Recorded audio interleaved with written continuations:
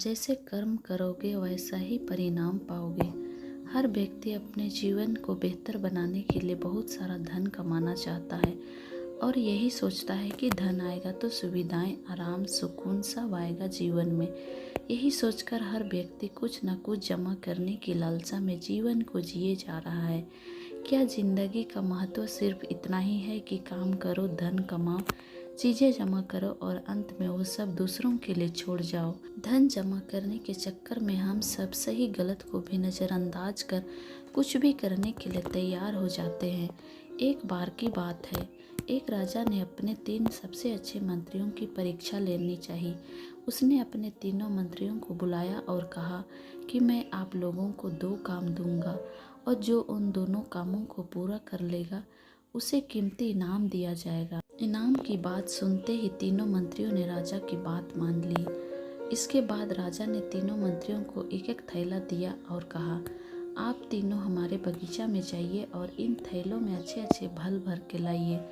जो ज़्यादा फल भर के लाएगा उसका पहला काम पूरा माना जाएगा और उसके बाद मैं आपको दूसरा काम बताऊंगा। राजा की बात मानकर तीनों मंत्री बगीचे में चले गए और फल जमा करने लगे।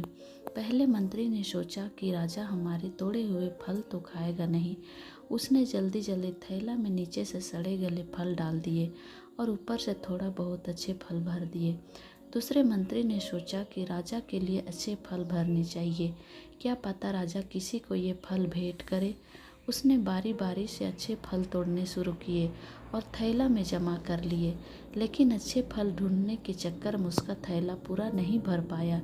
तीसरे मंत्री ने सोचा कि राजा के पास इतना समय तो है नहीं कि वो थैला खोल खोल कर हमारे फल की जांच करेगा। उसने इधर उधर से घास फूस जमा करी और थैला में भर दी, साथ ही ऊपर से 2-4 फल भी डाल दिए। घास फूस की वजह से उसका थैला पूरा भर गया। अगली सुबह वो तीनों दरबार में पहुँचे। राजा ने तीनों के थैला बाहर से ही देखे और अंदर क्या है उसने पूछा भी नहीं। अब राजा ने उन्हें दूसरा काम देते हुए बोला, आप सभी को 15 दिनों के लिए दूर जेल में बंद किया जाएगा। वो 15 दिन आपको इन फलों के सहारे ही निकालने हैं और जो सही सलामत आएगा वो ये परीक्षा जीत जाएगा। तीनों को अलग अलग जेल में रखा गया। जेल के अंदर थोड़ा पीने के पानी के अलावा कुछ नहीं था। खाने के लिए उनके पास थैला में भरे उनके फल ही थे।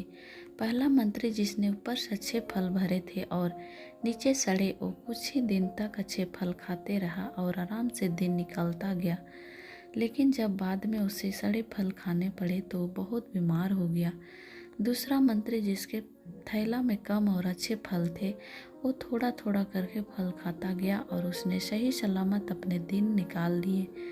तीसरा मंत्री जिसके पास कुछ ही अच्छे फल थे और बाकी घास फूस, वो कुछ ही दिन तक जिंदा रहा और भूख की वजह से मर गया। 15 दिन बाद राजा अपने सैनिकों के साथ वापस आया। दूसरे मंत्री ने अपनी परीक्षा पास कर ली थी और इसे उचित इनाम दे दिया गया।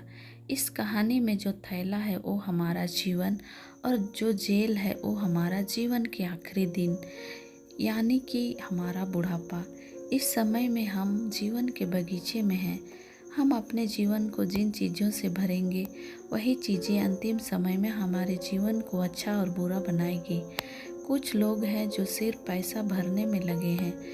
वो बहुत पैसा जमा करना चाहते हैं, उसके लिए वो ना परिवार पर ध्यान दे पाते हैं और ना ही अपने रिश्तों पर। जब उनका अंतिम समय आएगा तब उनके पास पैसा तो होगा लेकिन अपना कहने वाला कोई नहीं होगा।